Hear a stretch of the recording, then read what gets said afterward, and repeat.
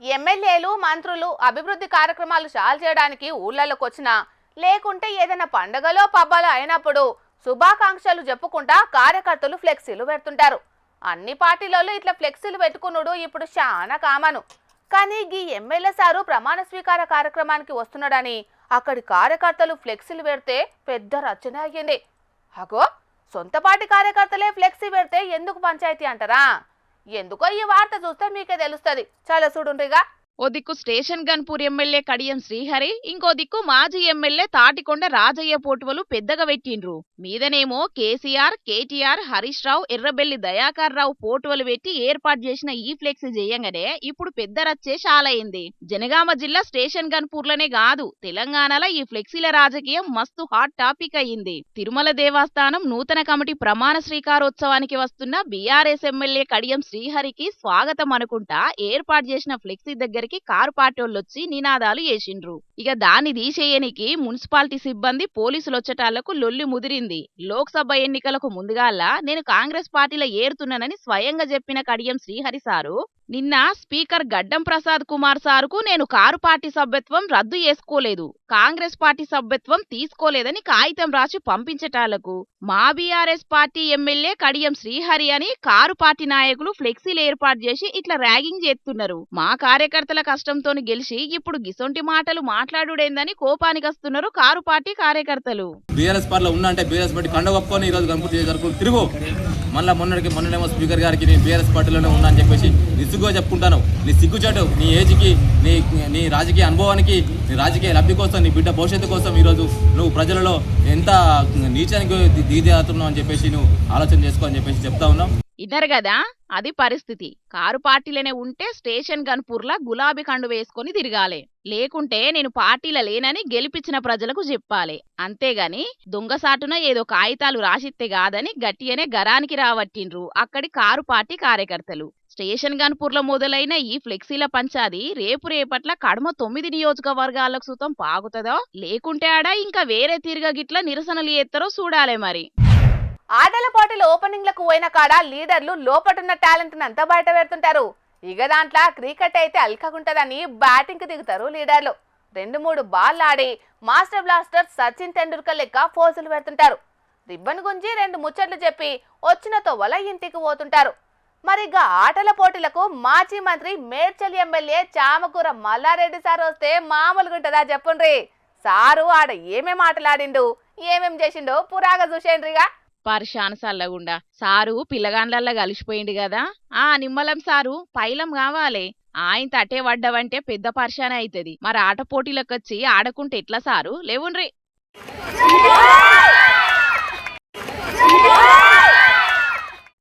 గది గట్ల సర్పు జరిగితే బాలేనో పోయింది కదా, అసలు కనబడతనే లేదు. ఇది కాదు గాని మన దేశ పాటను ఓ పట్టు పట్ట రాదుండ్రి.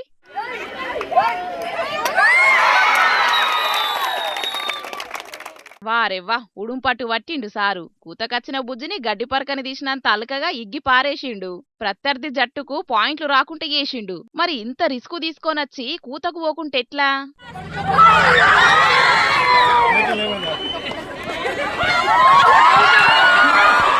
సారు మెల్లగా మరి అటే వడ్డరంటే పెద్ద పరిశానే అయితది.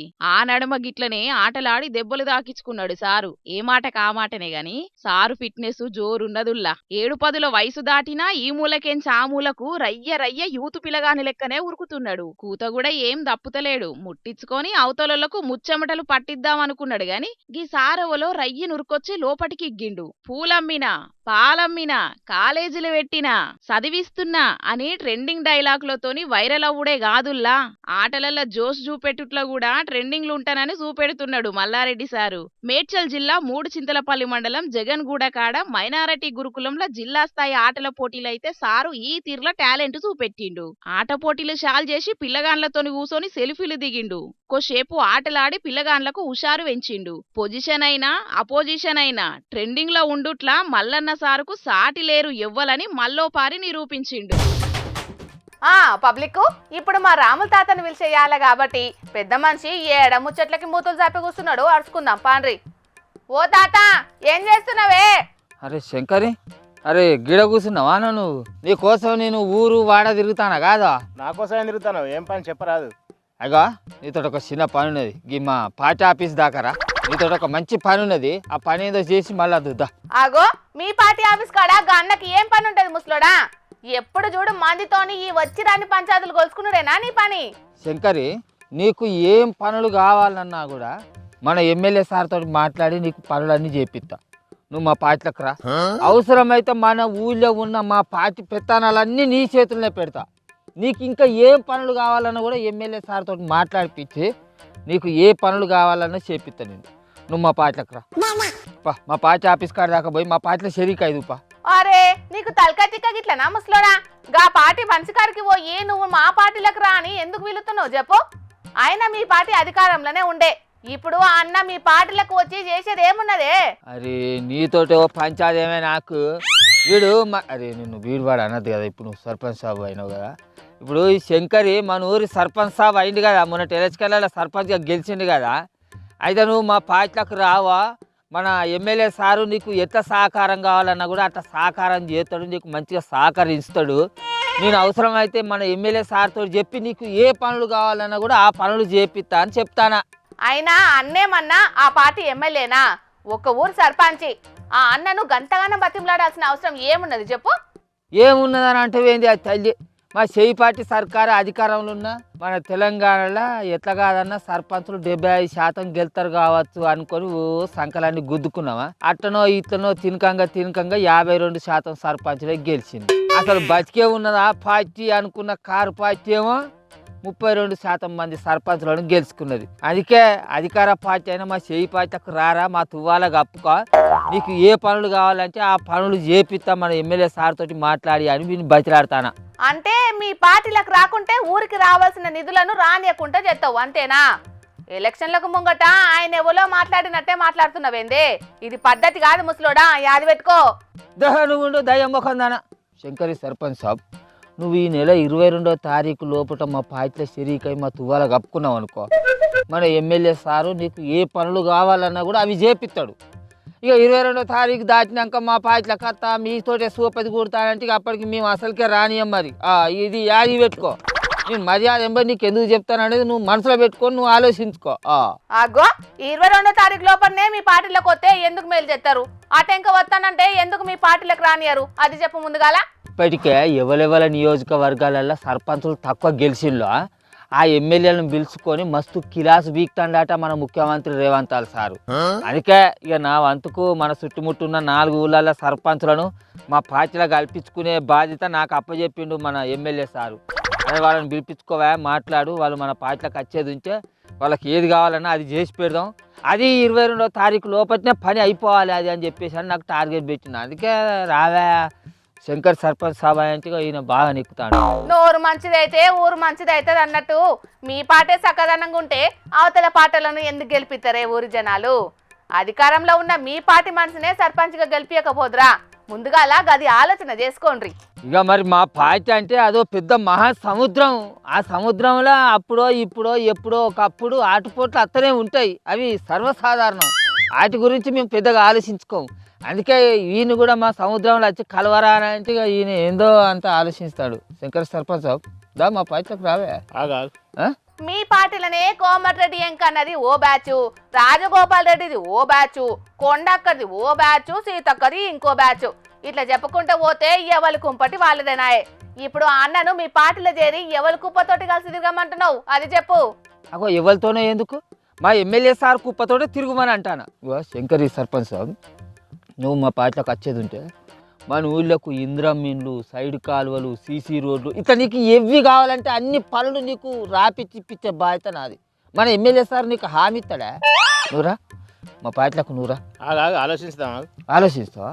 అరే ఇంకా ఆలోచించడం ఎందుకు, 22వ తారీఖు దగ్గర పడ్డది. నువ్వు ఈ లోపల వచ్చేది ఉంటే నీకు అనుకున్న పనులు అన్నీ కూడా సజావుగా సాగుతాయి. ఆలోచించాలి, నీ ఆలోచించదు. ఇంతకు మన ఎమ్మెల్యే సారు ఎవరి వర్గమే? ముందుగా ఆ ముచ్చట తెలుసుకో. నువ్వు నీకు ముచ్చట చెప్పాలా? మన ఊళ్ళే మన పార్టీ మనిషిని ఎట్లాగో సర్పంచ్గా గెలిపించలేకపోయినావు.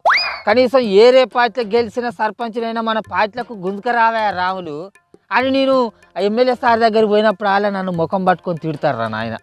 అందుకే నువ్వు మా పార్టీలకు రా, నీకు అన్ని పనులు చేసి పెడతారా. ఇట్లా ఇంకోటి ఏంటి అని అంటే నా టార్గెట్ కూడా పూర్తి అయిపోతుంది, నీకు పుణ్యం ఉంటుంది. నువ్వు రా.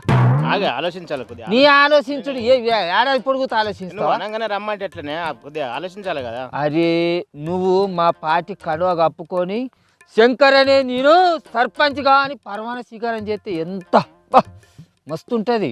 నువ్వు దా ఈ కనువాలు తీసిద్దా రారా మా పార్టీలో చెరీకా ఇది. కొద్దిగా ఆగే కొద్దిగా ఆగు. ఆ సర్పంచులు ఏ పార్టీలో ఉండాలనో ఎట్లా పని చేయాలనో వాళ్ళకి తెలియదా? నువ్వెందుకు గీ బోకరిజం చేస్తున్నావు చెప్పు? అయినా ఏందో టార్గెట్ పూర్తవుతుంది అంటున్నావు అంటే చుట్టుముట్టున్న ముగ్గురు వేరే పార్టీ సర్పంచులను ఆల్రెడీ మీ పార్టీలకు గుంజుకున్నట్టున్నావు అంతేనా? అంతే మరి మొదలు రమ్మని ఇట్లా బయటలాడతాం. అట్లా కూడా మా మాట లేదనుకో మా స్టైల్లో మేము ఎట్లా చెప్పాలనో అట్లా చెప్తాం. అప్పుడు వాళ్ళే సచ్చుకుంటా మా పార్టీలకు వస్తారు. అట్లా కూడా రాలేదనుకో ఊరికి నిధులు ఇవ్వకుండా వాళ్ళనే మేము ఎట్లా చంపాలనో అట్లనే చంపుతాం. కేల్కతం దుకాణం బంధు ఎవరేం చేసుకుంటారో చేసుకొని ఆగుతాం మేము. అవునవును మీ ఎమ్మెల్యేలే కొంతమంది స్థానిక ఎలక్షన్ల ప్రచారంలో బహిరంగంగానే బెదిరించిండ్రు. ఇక నిన్నెవడు కానిండు కానీ తీయే. ఏమైంది ఆ సర్పంచ్ సాబు? అరే బుధగరిస్తా అంటే మీదికి పోతానమేందా? అరే నేను ఒక మాట మీద చెప్పంగానే సోయిని రావా? మంచిగా యాది పెట్టుకో. మరిగా తేడా వచ్చింది అనుకో మరి మక్కులు సాప్ అవుతాయి. లోకం మీద ఏం నడుతుందో చూస్తాను కదా రోజు రోజుకు. ఆ గతి నీకు పట్టకుండా చూసుకో మరి. మరి ఓపిక పట్టుకుంటే బుధగరిస్తాను అనేది అర్థం చేసుకో ఎందుకనేది. ఇప్పటికే నువ్వు ఎక్కువ మాట్లాడినావు, ఇంకేమన్నా మాట్లాడితే మాత్రం ఇక్కడనే మలచుడు అవుతుంది. అంటే కొడతావారా నన్ను? లేకపోతే కొడతావా నన్ను కొడతావారా? నన్ను కొచ్చే అంత మొగనివైనా నువ్వు? అంటే ఇలా ఊళ్ళే సర్పంచ్ గెలవంగానే నువ్వు నా మీద చేసి నన్ను కొచ్చావు. ఏంది ఏంది మాట్లాడతావు? ఏం చేస్తావు నువ్వు? ఏం చేస్తావు రాజనం? ఓ తాత ఆ అన్న ఎట్లనో చూస్తున్నాడే వద్దే. ఇంకా రెచ్చగొట్టినవనుకో నీ మొక్కలు నిజంగానే సాపు చేసేటట్టున్నాడు. సప్పుడు చే కూకోవే. వీడు నన్ను కొచ్చేంత అంటే 4 ఓట్లతో గెలవంగానే నువ్వు పెద్ద మొగను అనుకుంటారా?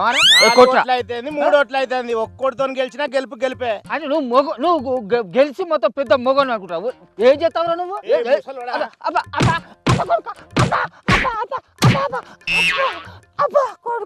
అమ్మ కొడుక అరే నువ్వు నన్ను వచ్చినావు కారా? చూస్తా నీ ఊరికి నిధులెట్లా నేను చూస్తారా రేయ్ చూస్తాగు. ఓ మీలోల్లి పాడుగాను మా ముసలోడు ఉండడమ్మా. కానీ చూడుండ్రి సర్పంచులు గెలిచి ఇంకా పదవి ప్రమాణ స్వీకారం కూడా కాకముందే ప్రతిపక్ష పార్టీల మద్దతుతోని గెలిచిన వాళ్ళను అధికార పార్టీలకు గుంజుకున్నటందుకు ఇగో కొంతమంది ఇట్లనే నయానో భయానో బేరసారాలు చేస్తున్నారట. ఎట్లాగో అధికార పార్టీలో ఉంటే ఇన్ని పనులు అయ్యే ఛాన్స్ ఉంటది కాబట్టి చాలా మంది సర్పంచులు అధికార పార్టీ దిక్కే మల్లుతారు అని అంటున్నారు. చూడాల మరి ఏం జరుగుతుందో. ఆ ఇంటి పక్కోళ్ళు ఈ ఇంటి మొకాన, ఈ ఇంటోళ్ళు ఆ ఇంటి గోడకు చెత్త పోతేనే చెత్త పంచాది అవుతుంది. ఎవరిదన్నా గింతంత చెత్త వేరొట్టల ఇంటి ముందు పడితేనే మస్తు లొల్లులు పెట్టుకుంటారు. అసొంటిది గీడొక కాడ షాటెడు డబ్బెడో కాదు బండ్లు తెచ్చి గుమ్మరుస్తున్నారు. మరాలు ఎవరు ఏం కదా అరుచుకుందాం పండ్రోలా. ఓష్ని కథకిన వాడేతో కుప్పలే తెచ్చి గుమ్మరిచ్చిండ్రు కదా. ఇదంతా చూసి డంపింగ్ యార్డ్ అనుకునేరు. డంపింగ్ యార్డ్ కాదిది, డబ్బులు పెట్టి కొన్న ల్యాండే. అట్లని మున్సిపాలిటీలకు చెత్తేసుకోండి అని అప్పచెప్పింది కూడా కాదు. ఆలకిచ్చి ఆలే ఇష్టానుసారంగా వచ్చి ఇట్లా కుమ్మరిచ్చి పోతున్నారట. ఎవరు పోయమన్నారు ఇట్లా అంటే ఇయాలనే వచ్చినాము, ఆల్రెడీ చెత్త ఉన్నదని పోసినామని కథలు చెప్తున్నారట. గాని ఏండ్ల సంధి ఇదే కథనట. గట్టిగా అరుచుకునేసరికి మళ్ళా బండ్లకు ఎత్తుతున్నాడు చూడుండ్రి. బండితోటి గుమ్మరించింది చేత్తోనే ఎత్తుతైతదా? ఈ చెత్త చెయ్యంగా ఆ జాగలున్న గౌడన్నల తాళ్ళు ఖరాబైతున్నాయట. ఇగో ఈ అన్న వాళ్ళ బాధ ఏంటిదో చెప్తున్నాడు. ఈ నుండి పారి ఎన్మాల గౌడ సంఘ సభ్యులం. మాకు ఈ చెత్త పోయడం వల్ల మాకు తాళ్ళన్నీ చనిపోయి మా జీవన ఉపాధి కోల్పోతాను. దయచేసి కలెక్టర్ గారు దీని మీద తగు చర్యలు తీసుకోండి. ఇప్పటికే 2 చెట్లు కొట్టేసుకోవాల్సి వచ్చిందట పాపం. వరంగల్ కాశీబుగ్గ గ్రైన్ మార్కెట్ పక్కకున్న కనకం స్వరూప ఇంకొంతమంది జాగలట ఇవి. మున్సిపల్ పెద్ద ఆఫీసర్లకు ఫిర్యాదు పెట్టినా పట్టించుకుంటలేరట. మరి ఏడ ఖాళీ జాగగానొస్తే ఆడ గుమ్మరిచ్చి రండ్రి అని చెప్పిండ్రు వాళ్ళ పెద్దసార్లు తెలియదు గాని జప్పున చెత్త ఈ నుంచి తీపియాలని జాగొళ్ళు. చెత్త తీయకుంటే మేము కళ్ళు తీయకుంటే అవుతుందని గౌడన్నలు బాధెల్లో పోసుకుంటున్నారు. మరి ఏడ జాగ దొరకనట్టు గీన ఎందుకు పోస్తున్నారో ఆ పోసేటోళ్ళకే తెలవాలే గాని ప్రైవేటు జాగల్లా పర్మిషన్ కూడా లేకుండా ఇట్లా చెత్తేసుడే చిత్రంగున్నది పోండ్రి. పని చేసే కాడ శ్రమను మర్చిపోయేటందుకు జోర్దార్ పాటలు పాడుతుంటారు పల్లె జనం. పొలం నాట్ల కాడ అమ్మలక్కలు వాడే పాటలైతే అస్సలుగుంటాయోల్లా. ఏమన్నది ఇతరా రాగాలు. ఇప్పుడు తక్కువ గాని వెనకట పనంటే పాట అన్నట్టే ఉండేది పల్లెల పొంటి. నాటేసుకుంటా అమ్మలక్కలంతా పాట పాడుతుంటే పొలానికే కాలొచ్చేది. అయితే ఇప్పుడు కూలీల కొరత చేయంగా తెలుగు పాటల జాగల ఇగో గీ పాటలు వినబడుతున్నాయి చూడుండ్రి. హమాలీ పనులకు బీహారోళ్ళు, పొలం నాట్లకు బీహారు మహారాష్ట్రలు, ఉత్తర తెలంగాణలో ఇప్పుడు ఏడ చూసినా గీదే కథ. తెలుగు సినిమాలు పాన్ ఇండియా లెవెల్లో ఆడుడు కాదు, తెలంగాణ వ్యవసాయం కూడా అదే రేంజ్ లో నడుస్తాంది. ఇన్నరు కదా రోజులు మారినయల్లా తెలంగాణలో నడుస్తున్న వరి నాట్లల్లా మరాఠీ జానపదం మారుమోగుతాంది ఇప్పుడు. అగో మనల్లెప్పుడు మరాఠీ నేర్చుకున్నారని అనుకునేరు, గీడ నాటేసి అమ్మలక్కలందరూ మనోళ్ళు కాదు మరి మరాఠోళ్ళు. ఆవు మరాఠోలే. తెలంగాణలో పొల్లు పొల్లు వరి ధాన్యం పండిస్తున్నారు కదా, కూలీల కొరత చేయంగా బీహారోళ్లకు మరాఠోళ్లకు చేతి నిండా పని దొరుకుతాంది మన కాడ. అట్లా రాష్ట్రాల బార్డర్లు దాటొచ్చి గుత్త వట్టి నాట్లేస్తున్నారు. ఒక్క ఆడోళ్లే కాదు, కొన్ని దిక్కుల బీహార్ నుంచి వచ్చిన మొగళ్ళు కూడా అంగవడి నాట్ నాట్ నాట్ అంటున్నారు 3-4 ఏండ్ల సంది. కరీంనగర్ జిల్లా గంగాధర మండలం వెంకటాయపల్లి, కాచిరెడ్డిపల్లి, ఇస్లాంపూర్ ఊర్ల కాడే ముచ్చటగిరి. మహారాష్ట్ర నుంచి కూలీలను పిలిపించి నాట్లేంచుతున్నారట అక్కడి రైతులు. ఒక్కో జట్టుల 18 మంది ఆడోళ్లు, 4 మొగోళ్ళుంటారట. తొలుత ఆడోళ్లు నారు వీక్తారు, అటెంక మొగోళ్ళు నారు వంచితే ఆఖరుకు ఆడోళ్లు నాట్లేస్తారన్నట్టు. గుత్తా 5,000 అట ఎకరానికి. ఇగో ఇన్నుండ్రి కాక చెప్తాండో. మహారాష్ట్ర నుంచి లేబర్లను తీసుకొచ్చినాము. 18 మంది ఆడోళ్ళు, 4 మొగోళ్ళు వరేతలు వేస్తేందుకు. పొద్దుగాల 6కి వస్తారు, సాయంత్రం 6:30 దాకా వరిలేస్తారు. ఇక్కడ కూలీలకు బాగా ఇబ్బంది ఉన్నది. ఒక ఇబ్బంది ఏంటంటే యూరియా కొరత ఉంది బాగా. మనకాడ కూలీల కొరత చేయంగా కడమ రాష్ట్రాల కూలీలతోటి నాట్లు జప్పున అయితే అని రైతులు మస్తు సంబరపడతాండ్రు. ఏటొచ్చి యూరియా తిప్పలే ఉన్నదట.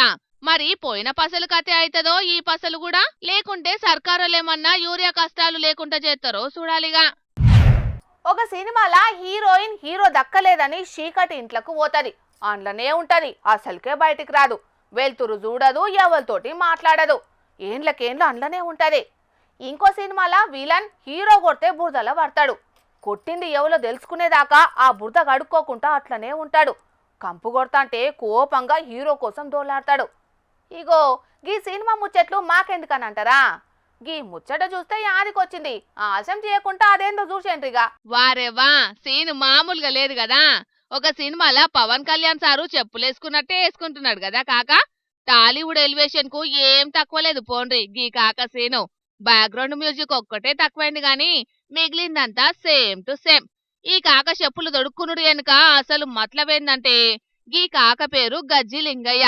కొమరంభీం ఆసిఫాబాద్ జిల్లా కాగజ్ నగర్ మండలం నాగంపేట ఊర్లుంటాడు. 15 ఏండ్ల కింద ఒక్కపారి సర్పంచిగా చేసిండట. ఆ టర్ము వచ్చినాక వచ్చిన ఓట్లల్లా సర్పంచ్గా పోటీ చేసిండట, కానీ ఓడిపోయిందట. ఇక అప్పటి సంధి గెలిచేదాకా చెప్పులేసుకోనని శపథం చేసిండు. సర్పంచ్ కుర్చీలో కూర్చునేదాకా కాళ్ళకు స్లిప్పర్లు, శాండిళ్లు, బూట్లు అసలుకే వేసుకోనని ఒట్టు పెట్టుకున్నాడట. 15 సంవత్సరాల్లో నేను ఓడిపోయినా. అప్పటి సంధిగా ఇప్పుడు సర్పంచ్ అయినాకనే చెప్పులేసుకుంటాను.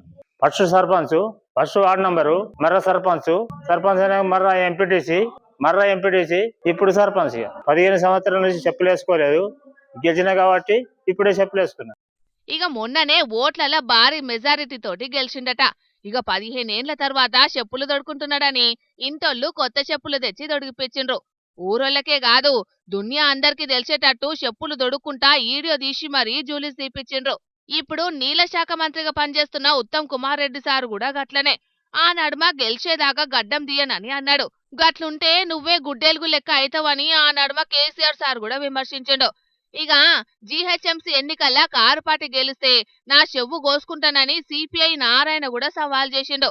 ఇక ఎన్నికల్లా కారు పార్టీ భారీ మెజారిటీ తోటి గెలిచిందని కేసీఆర్ సార్ మాట్లాడుకుంటా నాకు నారాయణ మంచి దోస్తు, చెవులేని నారాయణను నేను చూడలేను, ఆయన చెవు తీసుకోవాల్సిన పనిలేదని చెప్పిండు.